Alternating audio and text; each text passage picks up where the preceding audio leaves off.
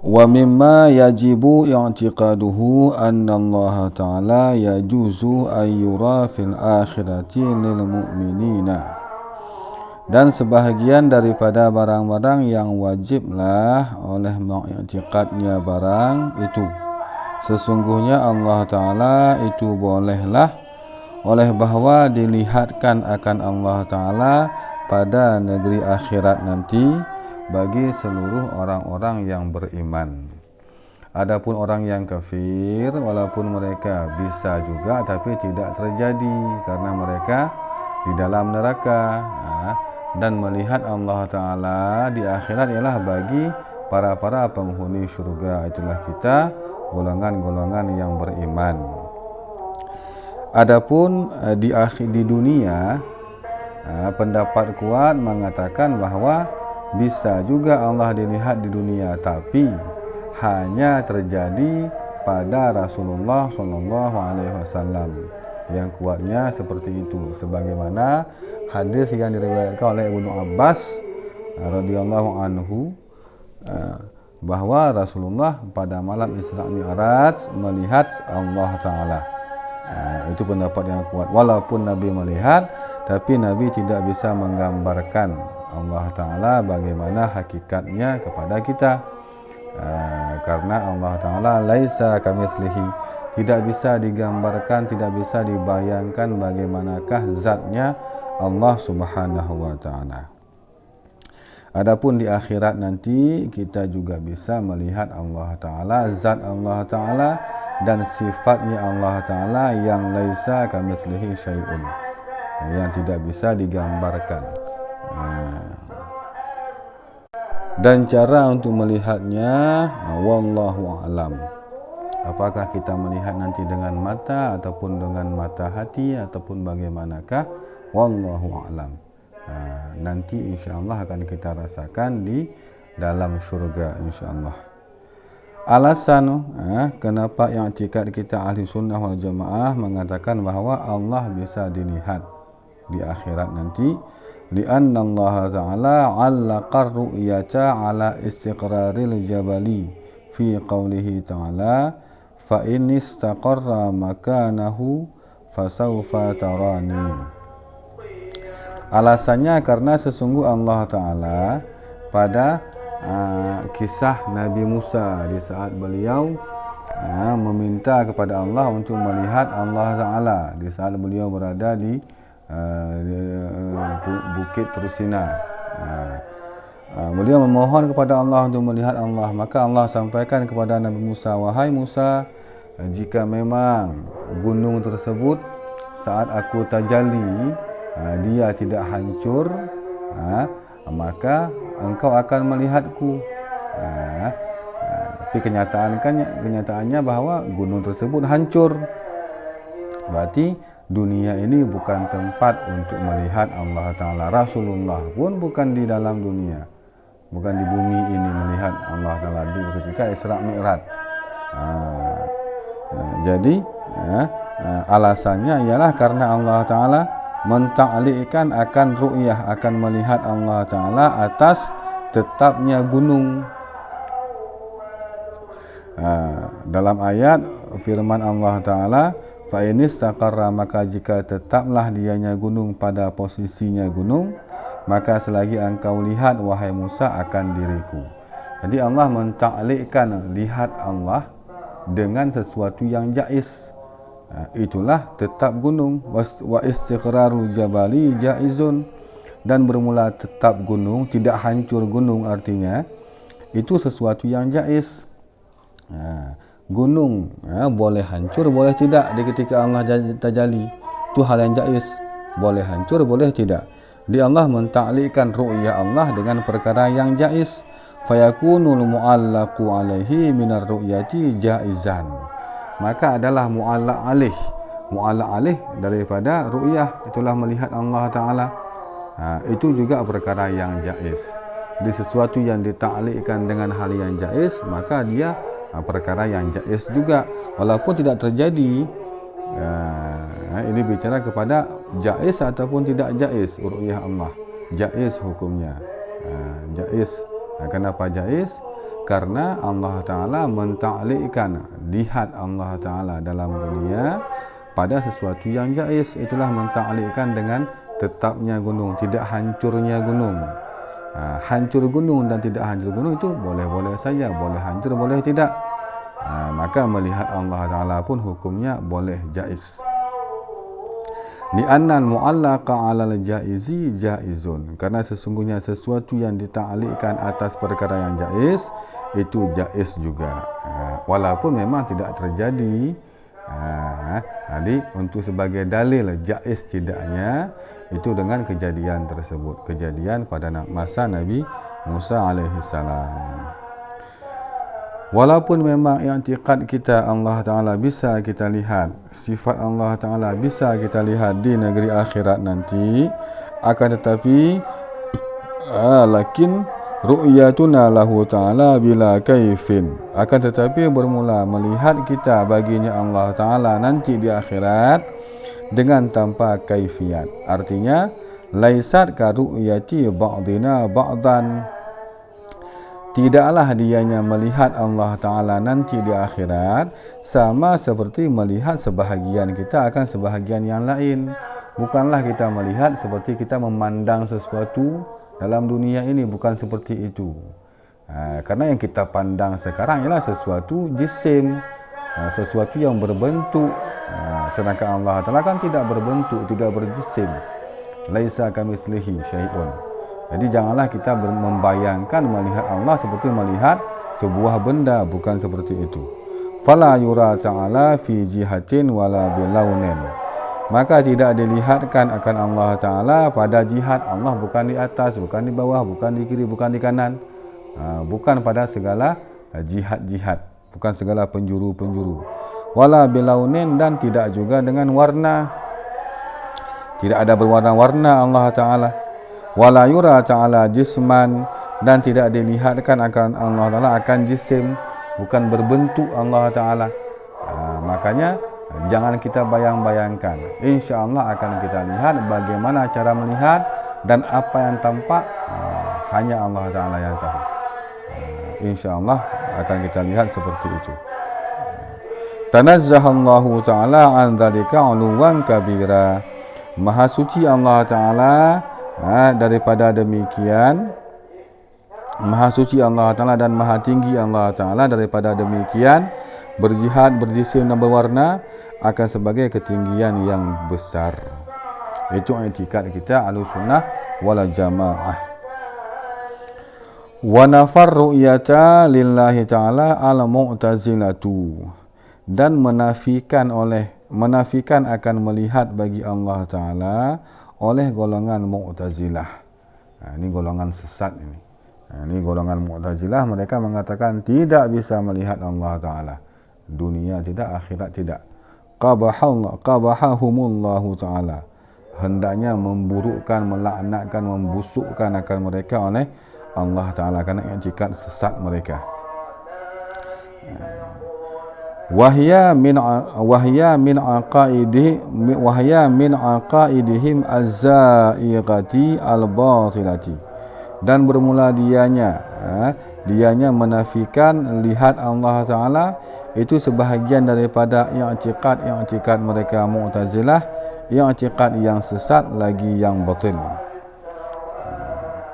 Wa min aqaidihim al-fasidati aidan qauluhum innal abda yakhluqu af'ala nafsahu, dan sebahagian daripada i'tikad mereka Mu'tazilah yang fasid pula itu pendapat mereka, sesungguhnya hamba itu menciptakan dianya hamba akan perbuatan dirinya hamba. Ini i'tikad mereka yang sesat juga, yang jelas-jelas menentang dengan firman Allah Ta'ala. Allah sampaikan dalam Quran, wallahu khalaqakum wa ma ta'malun. Allah ciptakan kamu dan Allah ciptakan akan apapun yang kamu kerjakan. Jadi Allah ciptakan kita dan Allah juga ciptakan perbuatan kita.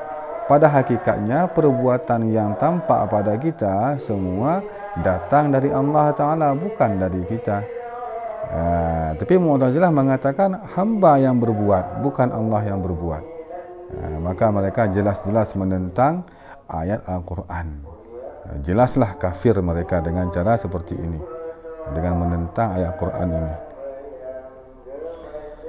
Wali ajli qaulihim hadza, dan dikarenakan pendapat mereka ini, mereka berpendapat hamba berbuat sendiri, Allah hamba menciptakan perbuatannya sendiri.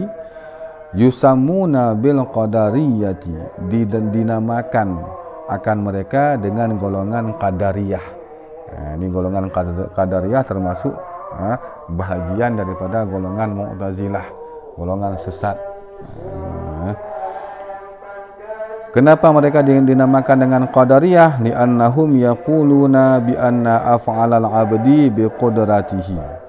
Karena sesungguhnya mereka itu berpendapat mereka dengan sesungguhnya segala perbuatan si hamba itu sabit dengan kudrahnya si hamba. Itu pendapat mereka. Nanti mereka tidak ada hubungan Allah Ta'ala dengan perbuatan hamba. Itu kata mereka. Itu jelas-jelas mereka menentang dengan Al-Quran seperti yang disampaikan tadi. Jelas mereka kafir, menentang sarih Quran. Jelas Quran katakan wama ta'malun, Allah ciptakan perbuatan makhluk, perbuatan kita, tapi mereka menentang dengan yang Allah sampaikan. Kama sumiyatil ta'ifatul qailuna bi annal 'abda majburun 'alal af'alil lati yaf'aluha bil jabariyati nisbatun ila qaulihim yujbarul 'abdu qahharahu, yajbarul 'abda qahharahu wa hiya aqidatun za'ighatun aidan.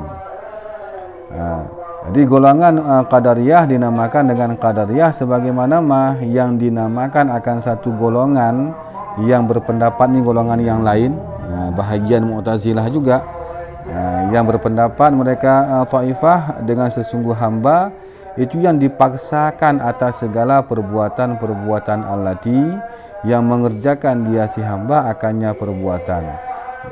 Dinamakan mereka dengan golongan Jabariyah. Yang bermula kata-kata Jabariyah itu nisbah kepada pendapat mereka yajbarun abdu, memaksa oleh hamba, oleh Allah akan hamba. Qahharahu, memaksa dia Allah akan hamba. Di salah satu golongan Mu'tazilah juga golongan Jabariyah, golongan pasrah ini. Ini golongan-golongan yang mengatakan kami memang begini, kami memang begitu, ya sudah begini ketentuan Tuhan bagi kami, pulang-pulang kami pasrah.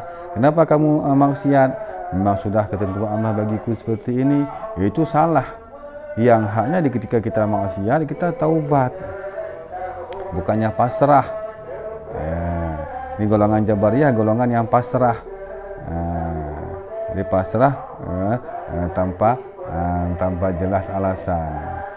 Ini kedua golongan yang sesat ini. Wahya aqidatun zaidatun aidan, dan bermula ini itu satu akidah yang sesat pula. Ini dua golongan daripada golongan Mu'tazilah. Jabariyah, Qadariyah itu golongan Mu'tazilah. Kedua-duanya sesat. Yang i'tikad yang sebenarnya yang betul, yang i'tikad Ahlussunnah wal Jamaah ialah wal haqqu annal abda yakhluqu af'ala nafsahu wa laysa majburan. Wal haqqu annal abda la yakhluqu af'ala nafsahu wa laysa majburan. Dan bermula yang hak, yang i'tikad yang sebenarnya itu sesungguhnya hamba itu tidak memperbuat, tidak menciptakan ianya si hamba akan segala perbuatan-perbuatan dirinya hamba. Arti perbuatan yang muncul pada kita itu dari Allah Ta'ala, sebagaimana Allah yang firmankan tadi. Walaisa, dan tidaklah dia si hamba itu yang dipaksakan dalam berbuat. Jadi gerakan-gerakan kita, perbuatan-perbuatan kita bukan perbuatan yang terpaksa. Itu memang ada usaha daripada kita. Jadi perlu kita ketahui bahwasanya qudrah, kita kan juga punya sifat qudrah. Sifat qudrah yang ada pada kita itu sifat kita. Dan sifat qudrah tersebut ialah ciptaan Allah Ta'ala untuk kita yang menjadi sebuah sifat bagi diri kita. Itu qudrah. Kita kan berbuat segala sesuatu dengan ada qudrah. Jadi qudrah yang ada pada diri kita, sifat qudrah kita, itu sifat kita yang Allah ciptakan pada diri kita. Dan tidaklah qudrah itu ialah usaha kita. Kita tidak bisa mengusahakan datang qudrah. Jadi qudrah Allah berikan ke kita. Kita tidak bisa menciptakan qudrah kita sendiri untuk berbuat. Walaupun kita paksakan juga tidak. Contohnya orang yang stroke, ingin jalan, ingin ini, ingin itu, tapi dia tidak sanggup kerana qudrahnya tidak ada. Jika kita mampu untuk ciptakan qudrah kita, pasti semua orang bisa bergerak. Orang yang lumpuh bisa bergerak, dia ciptakan qudrahnya, tapi kan tidak bisa. Itu menandakan bahawa qudrah itu ialah ciptaan Allah bagi kita dan sifatnya kita, bukan kita ciptakan qudrah itu sendiri. Dan gerak-gerak yang timbul pada diri kita dengan qudrah yang ada pada kita tersebut, itu juga ciptaan Allah Ta'ala. Jadi Allah ciptakan qudrah bagi kita dan gerakan yang timbul pada kita. Dan gerakan-gerakan tersebut ialah sifat bagi kita dan usaha bagi kita. Jadi ketika qudrah yang ada pada kita memunculkan sebuah perbuatan, itulah dinamakan dengan usaha. Jadi pada hakikatnya semua itu datang dari Allah Ta'ala. Karena Allah ciptakan qudrah kita dan Allah Ta'ala yang menggerakkan kita untuk berkudrah mengerjakan sesuatu yang dinamakan dengan usaha. Intinya usaha kita pun dari Allah Ta'ala. Jadi usaha itu hanya sebuah sifat bagi kita saja, sifat si hamba. Di dalam bermula yang hak tadi, itu sesungguhnya hamba itu tidak menciptakan dianya hamba akan perbuatan dirinya hamba, dan tidaklah dia hamba itu yang dipaksakan. Bal innallaha ta'ala yakhluqul af'ala shadirata minal abdi. Bahkan sesungguhnya Allah Ta'ala itu yang menciptakan ianya Allah akan segala perbuatan-perbuatan yang muncul daripada si hamba, beserta ma'a kaunil abdi lahu ikhtiyarun fiha, beserta keadaan si hamba baginya perbuatan itu sabit baginya si hamba itu ada pilihan padanya segala perbuatan-perbuatan tersebut. Qala Sa'du fi syarhil aqaidi wa hadzal ikhtiyaru la yumkinu ay yu'abbara anhu bi'ibaratin. Wa qala Sa'du, dan berkata oleh Sa'ad fi syarhil aqaidi dalam syarah aqaid, wa hadzal ikhtiyaru, dan bermula ini ikhtiar yang ada pada kita ataupun kasbun usaha, la yumkinu ay yu'abbara anhu bi'ibaratin, itu tidak mungkinlah oleh bahawa diibaratkan untuknya ikhtiar dengan satu ibarat. Jadi untuk kita gambarkan dengan kata-kata apa itu ikhtiar, apa itu kasbun, itu susah diungkapkan.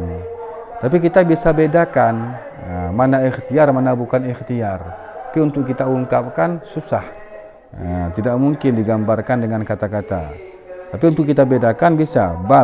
Bali syakhsu yajidu baina harakati yadihi idza harakaha huwa wa baina ma idza harakaha al-hawa'u qahran anhu farqan. Akan tetapi bermula seseorang itu mendapati seseorang antara gerak tangannya seseorang apabila menggerakkan akan tangan oleh dia seseorang, dan di antara ma apabila menggerakkan akannya tangan oleh udara. Nisbah terpaksa daripadanya si seorang akan apa dia dapatkan akan perbedaan.